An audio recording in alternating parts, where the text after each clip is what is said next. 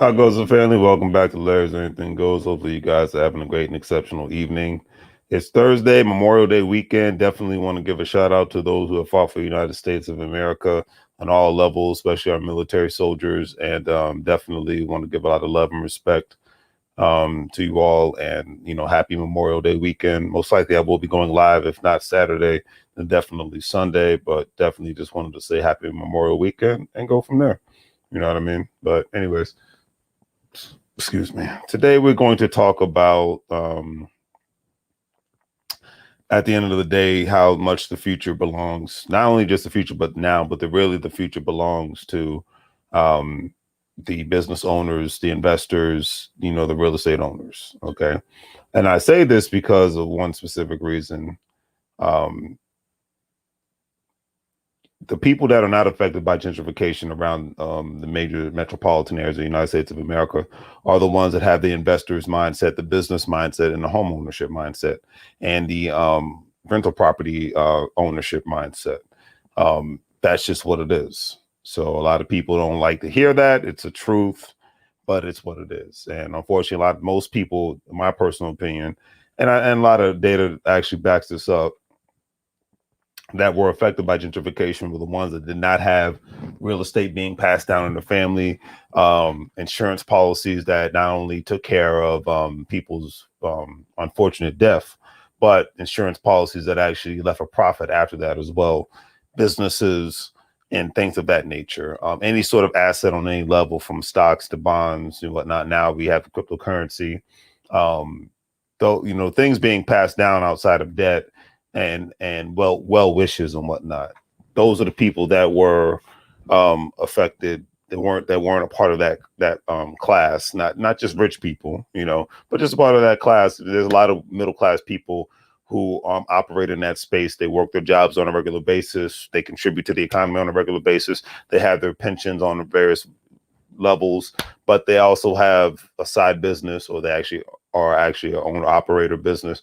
They contribute a significant amount of money to various amounts of assets, like I said, stocks, bonds, individual retirement accounts. People that actually have whole life insurance policies, where they have the opportunity to, not only when they pass away, they have a regular insurance policy, then they have short term, long term, whole life insurance policies. I'm not giving out financial advice, so always remember, consult an actual financial professional or do your own research. Don't just take it off a guy for YouTube and Facebook. But people that are having those things to pass down after they pass away, so that other financial asset classes and checks are being written to people. And I know a lot of people that the last thing that's on most people's mind is when somebody that they love passes away, you're thinking about money and whatnot. But my family have gone through certain situations where people did not think about the money, were not responsible when it comes to the money, but when it came to everything else, they were very diligent and very responsible. And then when somebody passes away, no one can afford to freaking pay for the funeral, and then there's no money left over afterwards. So that's just what it is. So that's why I say make money moves or live broke like a fool, because unfortunately some people, not only do they live broke like a fool, but when they pass away, you have the GoFundMe's, you have the people that can't afford to do anything outside of maybe even just getting somebody cremated, and that's that. They can't even have a proper burial, which is a sad thing in my personal opinion, but I'll leave it at that. But we're not going to talk about doom and gloom today. We're going to talk about the upside of certain things. The U.S. economy, for the most part, is open. That is good news. Concerts are happening, comedy shows are going on, flights are being booked, the cost of flying is going up, hotel prices are going up. I remember this time last year, one could get a freaking flight round trip to certain parts of the United States for less than $200 or $300 and whatnot, $300 to $200 and whatnot. I flew to Houston for $180 round trip, no stops. Well, no, I had to make one stop in Charlotte coming back. But anyways, so yeah, that's one thing I can say with sincerity. I think that's a great freaking thing that things are opening up. I see shows happening in Las Vegas and all these other places that matter. Even California is opening up, and New York is opening up. Broadway is opening up. So this is a good thing. And this shows not only is this number one, this is a good thing, but two, it just shows the strength of the U.S. economy.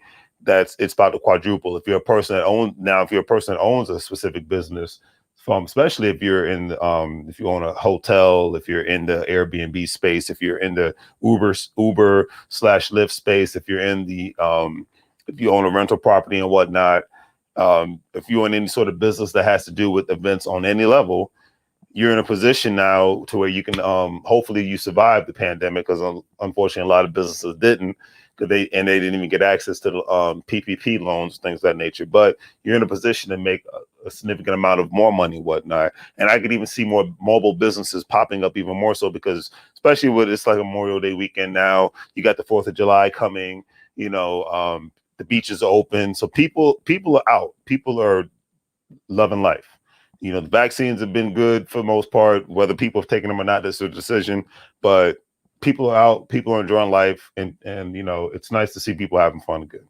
It's nice to see people enjoying life again, because this time last year, it was only like a handful of states that were like, okay, they were only like, I think it was like places like Texas and Florida was only closed for like 2 months. And then they like the heck with it, they opened back up. So, but it's a beautiful thing. And it's nice to see, the economy in a booming sense growing. So I think it's a great thing.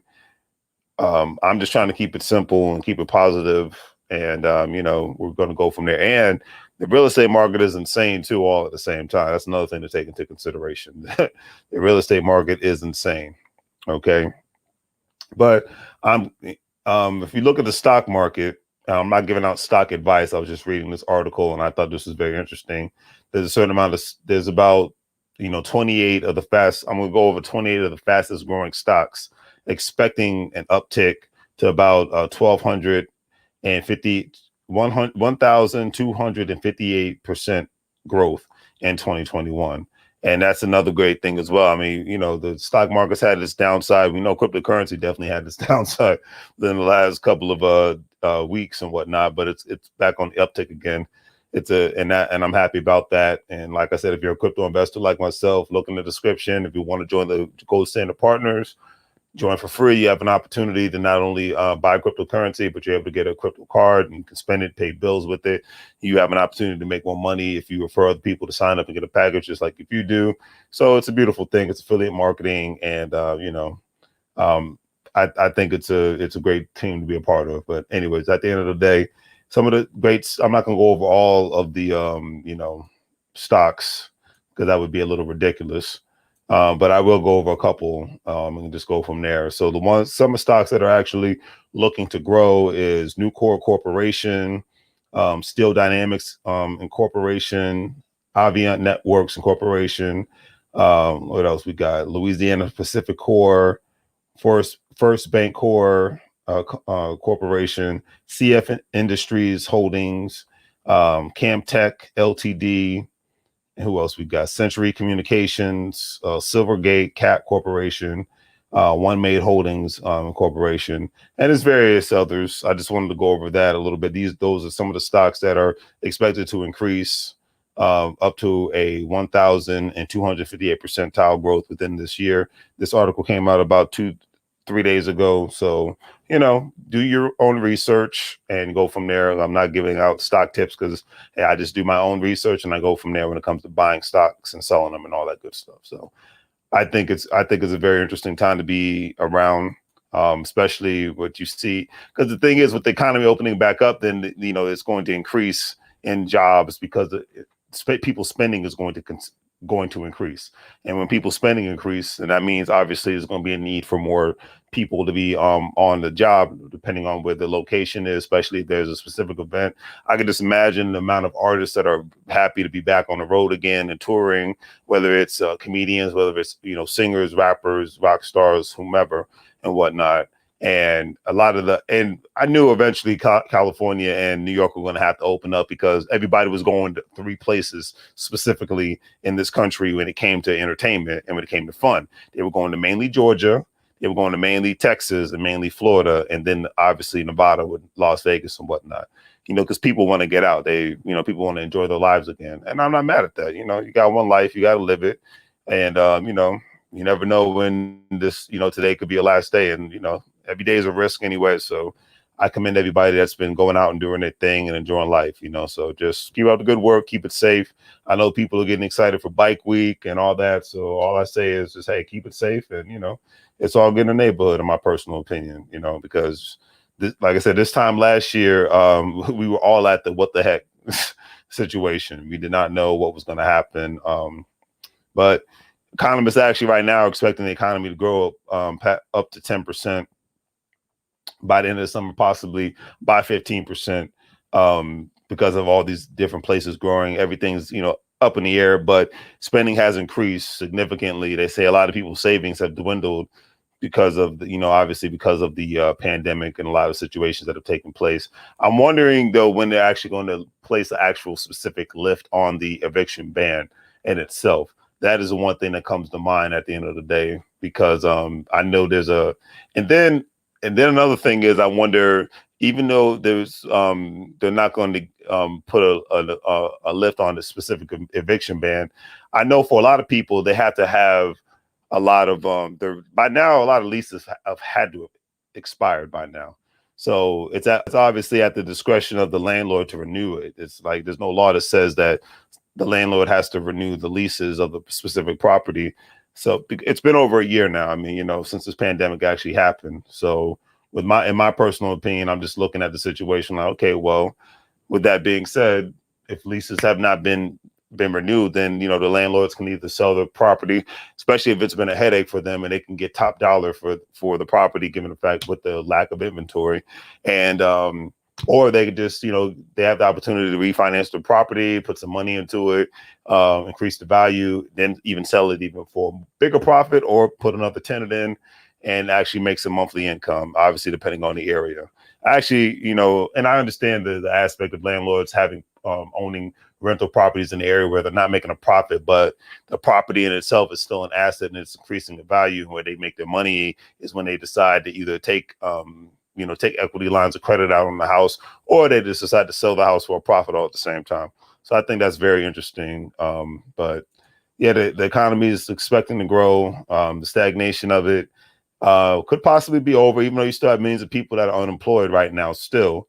But maybe this summer, a lot of more temp jobs are going to come up, and just go from there. We all know the biggest jobs that are in demand are all sorts of blue collar jobs, especially given the fact that, there's a housing shortage in most of America, and they can't build houses quick enough. They can't build roads quick enough, and those kind of jobs are in high demand.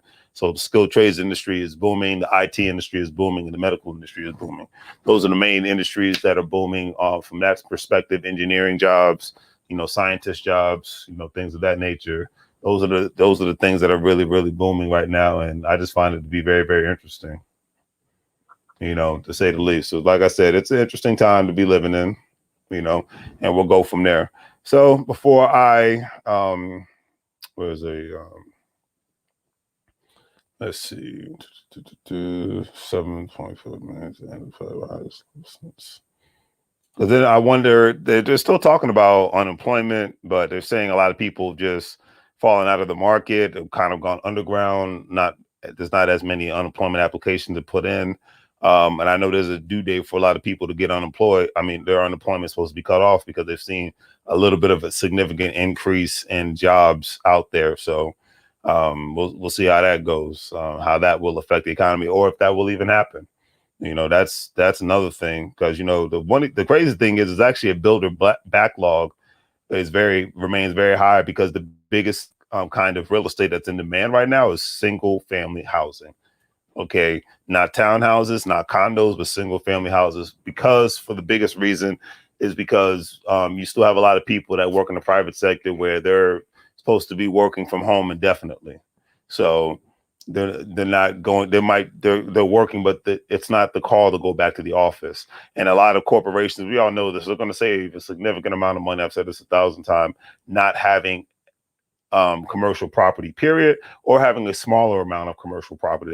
They will save a significant amount of money in the commercial property area by not having it or shrinking down to a size, because having most of the people work from home. So that's why there's such a big demand for single family homes, because a lot of people just like, especially when the cities, a lot of major cities were closed, specifically places like LA and New York, people were like, why am I paying all this money to live in this dusty little apartment? And I need space. I got my family, et cetera and so forth. So maybe New York City might have a comeback. I doubt it. Because they're opening up and things of that nature, but I just don't see the incentive for a lot of people who want to live. I know people would rather live in LA than live in New York any day, because one, LA looks better than New York. Nothing against New York City, but I'm gonna go with palm trees and mountains and beautiful beaches than over New York City any day. That's just what it is. And then people love Florida, people love Texas. So I'm just not seeing people wanting to go back to the high cost of living and the craziness of New York City. But you never know. I could be wrong. Like I said, I'm not going to act like I know everything. So we'll see what happens. Another thing is investment spending is actually climbing, which is, I was very happy to read this in Business Insider. I'm very happy to see that investment spending is climbing, not just consumer spending, because one thing is for sure. I always say, if you can try to match that up if possible when it comes to investment spending and consumer spending, then you're halfway there, in my personal opinion. But I just leave it at that. But it's actually been the highest now than it was compared to July 2018. And according to Business Insider, it's indicating a V-shaped recovery. Investment responds to an accelerator effect as growth picks up. Investment tends to rise a bit faster. There's an upside to growth expectations next year. And as a result, investments is likely to remain solid. So we'll see what happens. Like I said, do your research, do your homework. But hey, I'm happy to see that investment spending is climbing. People are investing their money more. They're understanding that they have multiple streams of income, and asset accumulation is the new norm. But according to Business Insider, household savings have room to fall. It states real income ex transfers have grown in line with real consumption since February. Transfers have found their way into household savings. The personal savings rate has nearly doubled its pre-crisis level. With asset prices rising more quickly than income, there's room for savings to decline. And I can see that as well. I mean, especially like if anybody's been to the grocery store lately, my God. If anybody's been to a restaurant lately, my God, like not only just with inflation, and then when something does happen, I was talking to the guy at the cash register today, him and his family, they have to replace their AC and heater and whatnot. And, with it being like the beginning of the summertime, it's to be expected. So the thing is, do you have even enough money, even your savings account, for stuff like that? Because that happens. The AC goes out in your vehicle. Your vehicle has an issue. Your house, more of these single family homeowners, they're going to have more savings or access to credit, because when something happens at the house, guess what? It's on you, family. So it's not on the landlord, So remember, if you're going to become a homeowner, be ready to be just as responsible to be the boss, because you will, it's the old saying, you pay the cost to be the boss. Trust me, family, you're going to pay the cost to be the boss at the end of the day. All right. And last but not least, like I said, I'm just keeping it simple. These are the main areas that are becoming the most expensive parts of the country to live in. But these are the main areas that people are living in. And number one is not surprised, Austin, Texas. Austin's becoming the San Francisco as far as tech hub and whatnot in Texas. Everybody's moving to, Texas is like the number one state for like the last year for people to move to. People have left the Midwest, they've left the West Coast, they've left the East Coast to move to Texas and whatnot. Texas, Georgia, and Florida, and North Carolina and whatnot are the main places that people have been moving to. Especially when you live in a state that doesn't have an income tax. I mean, that's just, you make six figures, especially at a job, and you don't have to worry about income state tax. I mean, you're halfway there, so a lot of people love it. But Austin's on the list, was number one. Phoenix, Arizona is number two. I actually love Phoenix, Arizona. I would actually live in Phoenix, Arizona. So Vegas was on the list, of course. I mean, like I said, if you don't know, if you go to Vegas, do me a favor. Don't be that person to just sit on the strip. Get a rental car, drive around, it's a very beautiful community. It's a very beautiful area. The suburbs look just like Riverside County, California, or Scottsdale, Arizona. So there's so much more to Las Vegas than the Strip, just like there's so much more to New York than Manhattan, and there's so much more to DC than the Monument. So there's so much more to LA than just downtown LA and the Hollywood sign. So definitely, if you ever find yourself in that area, definitely check that out. But Miami was on the list. The last was on the list. Miami, Florida. The last was on the list was actually Twin Cities, Minneapolis, Minnesota, St. Paul, Minnesota. I think that's probably the number one place that people want to live in when it comes to Midwest, is the Twin Cities. I've always heard outside of what's happened, that's but anyways, another area, obviously Washington, D.C., at your average typical home is about 672,000 within the Washington, D.C. City limits and whatnot. Surrounding suburbs, it's obviously it goes down. Atlanta was on the list, population's rising. Nashville, Tennessee, they've been growing significantly. Seattle was on the list. Riverside County was on the list. Riverside, California. Dallas, Fort Worth, Texas area, that's definitely been another area that's been growing. Houston, Texas, another area that's been growing. So, these are the areas that people are moving to. This is the areas where, I think Texas, the best thing with Texas is at least they have a lot more land compared to other states. Because like I said, in Florida, I've heard they just ran out of room. I mean, they not ran out of room, but they ran out of housing. Denver, Colorado was on the list. I actually still want to go visit Denver, Colorado. Might do that next year. I do it this year. We'll see what happens. Tampa Bay, Florida, that's still top on the list of places that people are moving to. And the cost of living is just going up tremendously. And it's like I said, the pandemic is, Nashville was actually number 3 on the list. The pandemic has shown if you're a person that's an asset owner and a homeowner, then, you can figure out a way to, really make moves in this life. Because I'm actually, before I end this video off, I'm going to end it off on this positive quote. I will say that because this is the realest thing I actually read today, if you're going to be real about it. Because a lot of people just, I hope this is a lesson that's learned. I'll just leave it at that.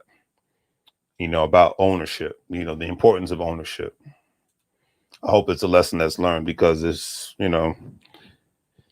there's a saying, Andre Hatchett, a real estate mogul, he said, own or be owned. That's his mantra. Look him up. And here it is. And I couldn't agree with that statement more because the people that actually own the assets right now, the ones, even during the pandemic, were the ones that were kicking butt. Elon Musk is number 1 on the list. So here's a statement from Earn Your Leisure podcast. States, never forget that in the middle of a pandemic and global recession, Elon Musk sent a rocket into space and made $88 billion. If you are prepared, you will always make more money in a drought. Bad times for many are great times for few. And that is so true. And love it or hate it, that is true. A lot of times people look at crisis as an opportunity. Okay, whether it's a economic downturn, whether it's unfortunately a war, when it's a matter of life or death, a lot of people look at the greatness or the crisis as an opportunity to make specific money moves in specific ways. But you got to be the person that actually wants to go out of your way and just look at opportunity when it looks like nothing but chaos and volcanoes and fires everywhere. But at the end of the day, it's on you. And, you go from there, and that's life. You know what I'm saying, family? So thanks to everybody that's contributed to the program in regards to liking, sharing, subscribing, Cash Apps, PayPals. It's always greatly appreciated. Check out the online store. Support your local businesses and go from there. It's always greatly appreciated if you can do so. If not, it's all good in the neighborhood. And on that note, family, another Thursday is knocked out. We're going to call it a night, and that's all she wrote. Greatly appreciate everything, family. Remember, as I always say, in this life, you're going to make money moves, or you're going to live like a fool. You see people like Elon Musk and Jeff Bezos have been making money moves, and they're not letting anything stop them, and they're going forward from there. Everything else is on you, family. The future belongs to the real estate investors, to the business owners, to the hustlers, to the money makers and the contributors. So it's on you at the end of the day, family. What do you want to do? All right. That's who the future belongs to. So if you're not in that category, I don't know what to say anymore. All right. Anyways, take care.